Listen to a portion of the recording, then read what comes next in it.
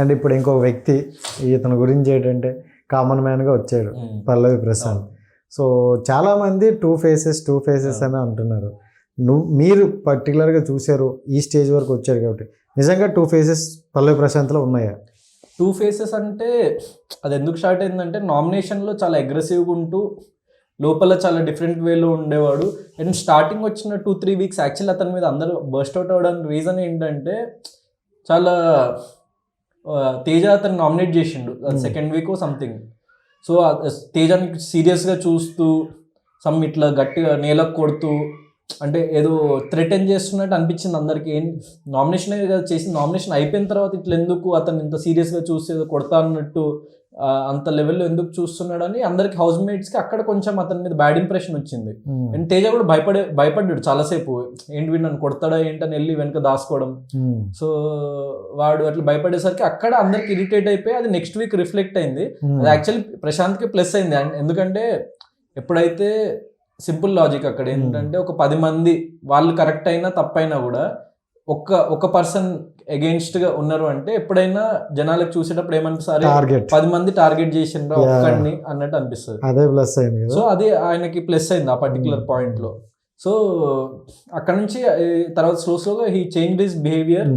And ఇప్పుడు nomination last few weeks nomination కూడా నార్మల్గా ఉంటాడు, బయట కూడా నార్మల్గా ఉంటుండు. So it might be his game play.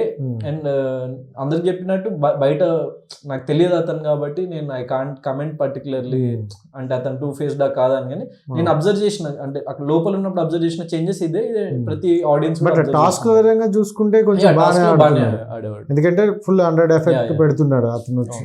అంటే చూడడానికి బక్కగా ఉన్నా ఎలాంటి టాస్క్లు ఇచ్చినా సో చూపిస్తున్నాడు దాని వరకు. ఫిజికల్లీ మంచిగా ఆడుతాడు. బయట టాక్ కూడా ఎక్కువగా వినిపిస్తుంది. సో పల్లవి ప్రశాంత్ విన్నర్ అని అంటే యాజ్ ఏ కంటెస్టెంట్గా చెప్పండి, కామన్ మ్యాన్గా వచ్చి విన్ అయితే యాక్సెప్టెడ్ అనేది అంటే తన జర్నీలో 100% అంటే ఎవరు విన్ అయినా కూడా హ్యాపీనే అండి. ఎందుకంటే ప్రతి ఒక్కళ్ళు అక్కడ ఏదో ఒకటి సాధించుకోవాలని చెప్పేసి వెళ్ళిన వాళ్ళే. ప్రతి ఒక్కళ్ళకి ఏదో ఒక బాధ ఉంది, ప్రతి ఒక్కళ్ళకి ఏదో ఒక బ్యాక్ ఎండ్ లో ఒక స్టోరీ ఉంది. సో నేను అనుకునేది అక్కడ హీరోలు విలన్లు లేరు. సో ప్రతి ఒక్కటి స్టోరీకి వాడే హీరో. సో ఏదో ఒకటి మనము విన్ అయినా కాకుండా ఏదో ఒకటి అయితే సంపాదించుకొని బయటకు వస్తాం. బిగ్ బాస్ నా ఒపీనియన్ ఏంటంటే సో విన్ అయిన కప్ ఒక్కటే గెలుస్తాడు, మిగతా వాళ్ళందరూ కూడా అందరు మనసులు తెలుసుకుని ఒక రికగ్నిషన్ తో అయితే బయటకు వస్తారు. సో 100% అక్కడ విన్ అయినా లూజ్ అయినా మనకంటూ ఒక గుర్తింపు మనం సాధించుకోగలిగినాం. బిగ్ బాస్కి వెళ్ళినామంటే అది మళ్ళీ అందరి కంటెస్టెంట్స్ వల్ల కాదు. అక్కడికి వెళ్ళిన ఒక 5 to ఇప్పుడు ఒక 50% ఒక 40% కంటెస్టెంట్స్ అయితే అది గెలుచుకొని రాగలుగుతారు. సో వాళ్ళకి చాలా ప్లస్ అవుతుంది లైఫ్. సో ఇప్పుడు 100% Prashant as a common man win అయినా హ్యాపీనే.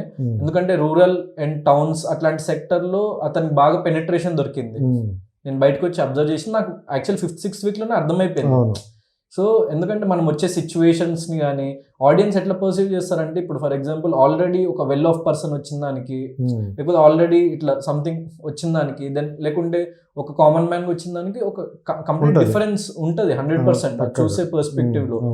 అండ్ కొన్ని సిచ్యువేషన్స్ దాంట్లో ప్లస్ అవ్వడంతోనే అది ఇంకా ముందుకెళ్ళిపోతుంది అనమాట.